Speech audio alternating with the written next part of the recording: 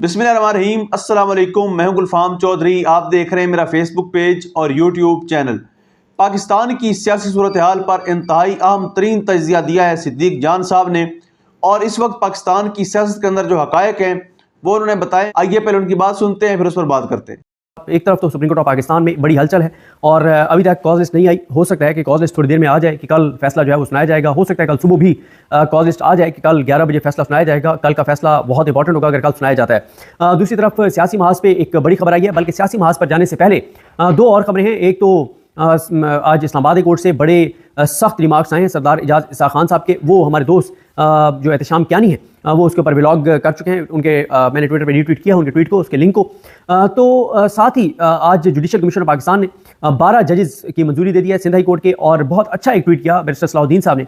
उन्होंने कहा है कि सिंध हाई कोर्ट में जजेस का इलेक्शन पीपल्स पार्टी भारी अक्सरियत से कामयाब। तो पीपल्स पार्टी ने अपनी मर्जी के सिंध हाई कोर्ट में 12 जज लगवा लिए हैं। कोर्ट पैकिंग जारी है। जस्टिस याहिया अफरीदी की सहूलतकारी जारी है। जस्टिस याहिया अफरीदी हर तरह की सहूलतकारी इस निज़ाम की कर रहे हैं। कोर्ट पैकिंग के लिए 57 जज हाई कोर्ट में लग रहे हैं, 57 से 60, और वो सारे जज इस हुकूमत और इस निज़ाम के लगवा रहे हैं याहिया अफरीदी साहब। तो ये बड़ी कामयाबी से याहिया अफरीदी साहब अपने मकासद को पूरा कर रहे हैं। ओपन कोर्ट में बैठ के केसेस सुनने के लिए उनके पास टाइम नहीं था, वो चैम्बर बार पे गए हुए थे, लेकिन नून लीग और पीपल्स पार्टी के जज लगवाने के लिए उनके पास टाइम था। उन्होंने जुडिशल कमीशन का इजलास इसलिए बुलाया और बुलाकर और आज 12 जज high court Sindh high court में लगवा दिए हैं। अब वो बाकी लाहौर हाई कोर्ट में लगवाएंगे, फिर वो पेशावर हाई कोर्ट में लगवाएंगे, फिर वो सुप्रीम कोर्ट में लगवाएंगे। तो बहरहाल बहुत ज़बरदस्त तरीके से याहिया अफरीदी साहब अपना काम जो है वो कर रहे हैं। अब इमरान खान साहब का बड़ा ऐलान सामने आया है, और ये इसलिए इंपॉर्टेंट है कि ये जो मुज़ाकरात की कहानी है, इसकी वजह से इमरान खान साहब जो भी मज़ामत को अगले एक फेज़ में लेकर जाना चाहते हैं वो इमरान खान नहीं लेकर जा पा रहे थे। और इमरान खान ने चंद रोज़ पहले अपनी पार्टी के जो लीडर्स उनके पास और वकला मौजूद थे डेला जेल के अंदर, उनको इमरान खान ने कहा कि तुमने कभी बैठ के एवेल्युएट किया है, तुमने जमा तफरी की है, तुमने हिसाब किताब किया है कि जब से मुज़ाकरात की बात शुरू हुई है तो हमने क्या खोया है और क्या पाया है, हुकूमत ने क्या खोया है और क्या पाया है। इमरान खान ने कहा कि जब से मुज़ाकरात की बातचीत शुरू हुई है तब से इंटरनेशनल प्रेशर कम हो गया है। 26 नवंबर पर बात उन्हें कम हो गई है, और जो एक सोशल मीडिया के ऊपर इस हुकूमत के हवाले से रिएक्शन इस निज़ाम के हवाले से था वो कम हो गया है, क्योंकि लोगों को लगता है कि मुज़ाकरात बड़े ज़बरदस्त जा रहे हैं और इससे कोई ना कोई अच्छी खबर आ सकती है। और फिर इमरान खान साहब को मैं ये पहले भी खबर दे चुका हूँ कि इमरान खान साहब जो हैं उनको उनके एक बाहर से एक लीडर ने पैगाम भेजा और कहा कि खान साहब, जब से ये मुज़ाकरात की कहानी चली है तब से हमारी जो रेमिटेंसेस वाली कॉल है वो इफेक्टिव नहीं हो पा रही, क्योंकि ओवरसीज़ पाकिस्तानियों को लगता है कि कोई ना कोई चीज़ इन्हीं मुज़ाकरात में से निकल आएगी। मैं एक चीज़ बड़ी इंटरेस्टिंग देख रहा था, हसन अयूब साहब ने एक वीडियो बनाई हुई ट्वीट की हुई थी, जिसमें एक तरफ मेरा क्लिप लगा हुआ था, एक तरफ उनका क्लिप लगा हुआ था। और हसन अयूब साहब ने यह दावा किया है कि हसन अयूब साहब ने को बहुत बड़ी खबर दी थी, जो खबर जो है वो उनकी जो है वो सच साबित हुई है कि मैंने उसकी तस्दीक कर दी है। हालांकि ये ऐसी चीज़ है जो पूरे पाकिस्तान को पता है, और वो बात मैंने जो की थी मैं बिल्कुल वो पीटीआई वो करने जा रही है, और वो बात पूरे पाकिस्तान को पता है। और इमरान खान बार बार जेल से वो बात कह रहे हैं।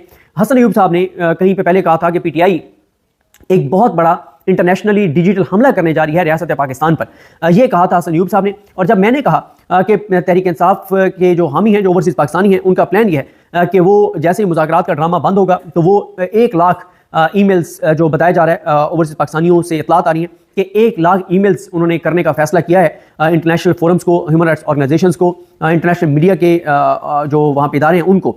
तो हसन अयूब साहब कह रहे हैं कि देखें जी, मैंने यानी हसन अयूब ने जो खबर दी थी कि पीटीआई एक डिजिटल हमला करेगी पाकिस्तान की रियासत पर, तो सदीक जान ने उसकी तस्दीक कर दिया। ये वो बात है जो इमरान खान हर मुलाकात में आजकल कह रहे हैं, ये कोई खबर नहीं थी हसन अयूब साहब की, या जो मैंने बात की है वो कोई खबर नहीं है। इमरान खान साहब ने जेल से मुसलसल ये कह रहे हैं कि पाकिस्तान के अंदर जो 26वीं आईनी तरमीम के बाद जस्टिस याहिया अफरीदी को चीफ जस्टिस पाकिस्तान बनाया गया है, अमीनुद्दीन खान साहब को और मोहम्मद अली मजहर साहब को और इनको जो जमाल खान मुदखिल साहब, इनको आईनी बेंच की कमेटी में रखा गया है, इनको आईनी बेंच में रखा गया है, और साथ मुसरत हिलाली साहब और नईम अख्तर अवान वगैरह को। और सुप्रीम कोर्ट में भी जो कमेटी है उसमें रेगुलर कमेटी, उसमें याहिया अफरीदी साहब के साथ अमीनुद्दीन खान साहब हैं। तो खान साहब कहते हैं कि सुप्रीम कोर्ट की हालत ये कर दी गई है, हाई कोर्ट में आमिर फारूक साहब बैठे हैं, लाहौर हाई कोर्ट में अली नीलम साहब बैठी हैं। इमरान खान ये कहते हैं कि हमने हर फोरम पर जाकर देख लिया है, मिन्नत तरला करके देख लिया है, हर दरवाजा खटखटा के देख लिया अदालतों का, लेकिन हमारी बात नहीं सुनी गई। हमारे लोगों को शहीद किया गया, जख्मी किया गया, गिरफ्तार किया गया, लापता किया गया, हमारी पार्टी के ऊपर जुल्म ढाए गए। इमरान खान ये कहते हैं कि पाकिस्तान के अंदर यानी 8 फरवरी को लोगों ने 2 तारीख से तहरीक इंसाफ को दी, वोट बदल दिए गए, वोट चोरी हो गए,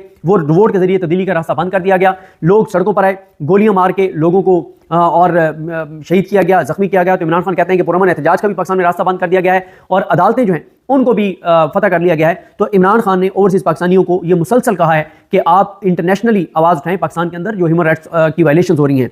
हाँ, मेरे से अगर आप जाती तौर पे पूछते हैं, काश काश काश पाकिस्तान के फैसले पाकिस्तान में होते, लेकिन पाकिस्तान की एक बदकिस्मती है कि 25 करोड़ लोग पाकिस्तान के अगर सड़कों पर निकल आएं और 25 करोड़ के 25 करोड़ हम आवाज़ होकर कहें कि हमारे ऊपर रहम करें, हमारे ऊपर तरस खाएं, हमारे ऊपर मेहरबानी करें। 25 करोड़ के 25 करोड़, वैसे तो 13 करोड़ वोट हैं, लेकिन 25 करोड़ वोट हो और 25 करोड़ के 25 करोड़ वोट भी एक जमात को डल जाएं तो कोई फर्क नहीं पड़ेगा। 25 करोड़ के एहतजाज से कोई फर्क नहीं पड़ेगा, 25 करोड़ की आवाज़ से कोई फर्क नहीं पड़ेगा, 25 करोड़ के किसी मुतालबे से कोई फर्क नहीं पड़ेगा। लेकिन 5 चिट्टी चमड़ी वाले जो ट्रंप इंतजामिया के वो कोई बात कर देंगे तो उसका पाकिस्तान के ऊपर बहुत असर होगा, क्योंकि हमने देखा है माजी करीब में हमने देखा है कि जब एक साइफर आया तो फिर किस तरह से इमरान खान की हुकूमत गिराई गई और चोरों डाकुओं लुटेरों को मुसल्लत किया गया। तो ये बदकिस्मती है। और अब तो फिर खबरें और खुल के सामने आ गई हैं कि मियां नवाज शरीफ को जो डील दी गई थी वो वॉशरूम डील थी, बाथरूम डील थी, टॉयलेट डील थी। मियां नवाज शरीफ पाकिस्तान नहीं दुनिया के शायद वो पॉलिटिकल एक रहनुमा बन गए हैं जिनको एनआरओ दिलवाने के लिए वॉशरूम में डील हुई, बाथरूम में डील हुई। ये दुनिया में ऐसा कोई लीडर नहीं होगा, कोई ऐसा रहनुमा नहीं होगा, कोई पार्टी कायद नहीं होगा, किसी पार्टी का हेड नहीं होगा जिसको बाथरूम में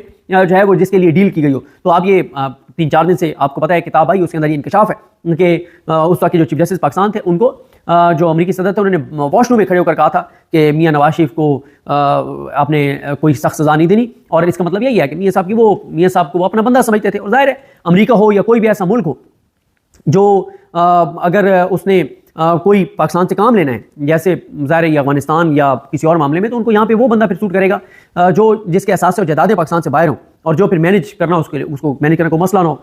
तो ये बातें भी अब ज़ाहिर सामने आ रही है। तो इमरान खान साहब जो हैं वो मुसलसल ये बात कह रहे हैं कि इंटरनेशनली आवाज़ उठाई जाए और बिल्कुल ये ओवरसीज उठाएंगे। काश काश काश पाकिस्तान के अंदर हमारी अदालतें आज़ादाना फैसले कर रही होती, हमारे वोट की कोई कदर होती, हाँ लोगों की आवाज़ सुनी जाती। और वो जो ओवरसीज पाकिस्तानी है 1 करोड़ से ज़्यादा, वो जो इन चीज़ों पर बात कर रहे हैं कि पाकिस्तान में इंसानी हकूक़ की पामाली हो रही है, काश वो कश्मीर में होने वाली इंसानी हकूक़ की पामालियों पर बात कर रहे होते, इंडिया में जो अक़लियतों के खिलाफ हो रहा है उसके ऊपर बात कर रहे होते, पाकिस्तान के सफ़ीर बन के पाकिस्तान के हवाले से बात कर रहे होते। लेकिन हालात ये हैं कि उनको जो है वो ओवरसीज पाकिस्तानियों को पाकिस्तान की ह्यूमन राइट्स वायलेशंस की आवाज़ उठाने की वहाँ पे नौबत आ गई है, जो कि काश ऐसा ना होता, पाकिस्तान के फैसले पाकिस्तान में होते। तो अभी इमरान खान ने जो मुज़ाकरात का चैप्टर क्लोज कर दिया है और इमरान खान ने 2 चीज़ें, एक इमरान खान ने ओवरसीज पाकिस्तानियों को कहा है कि वो ह्यूमन राइट्स वायलेशंस के हवाले से, पाकिस्तान में ह्यूमन राइट्स वायलेशंस हैं इसके हवाले से मुहिम तेज़ कर दें, इसको इंटरनेशनली आवाज़ उठाने के हवाले से। दूसरा इमरान खान ने रेमिटेंसेस वाली कॉल का कहा है। तीसरा इमरान खान ने सोशल मीडिया को कहा है कि सोशल मीडिया अब जो है वो एक्टिव हो जाए। सोशल मीडिया को आज इमरान खान ने कुछ हदायत भिजवाई हैं अपनी पार्टी के जरिए। अब वो क्या है ये तो नहीं पता चला, लेकिन बताया गया कि आज उन्होंने कोई सोशल मीडिया के लिए स्पेशल उन्होंने कोई पैगामात इमरान खान साहब ने भेजे हैं। इमरान खान साहब का जो ट्वीट भी आया है उसमें इमरान खान साहब की जानिब से कहा गया कि साहबजादा हामिद रजा के घर और मदरसे पर गैर कानूनी छापे की सख्ती से मजम्मत करता हूँ। अर्दली हुकूमत एक जानिब मुज़ाकरात का ढोंक जा रही है तो दूसरी जानिब इंसानी हकूक़ की खिलाफवर्जियाँ जारी रखे हुए हैं। हम इस छापे के बाद मुज़ाकरात का अमल फौरी तौर पर रोक रहे हैं। जी बिल्कुल, जिस तरह से आपने सुना सिद्दीक जान साहब ने बड़े मुफस्सल अंदाज में बताया कि किस तरह से पाकिस्तान की सियासी सूरत हाल जो है वो बदलने जा रही है और आइंदा आने वाले जो दिन हैं वो सियासत में कितने अहम हैं। अल्लाह पाक वतन अजीज़ का हामी व नासिर हो। पाकिस्तान जिंदाबाद।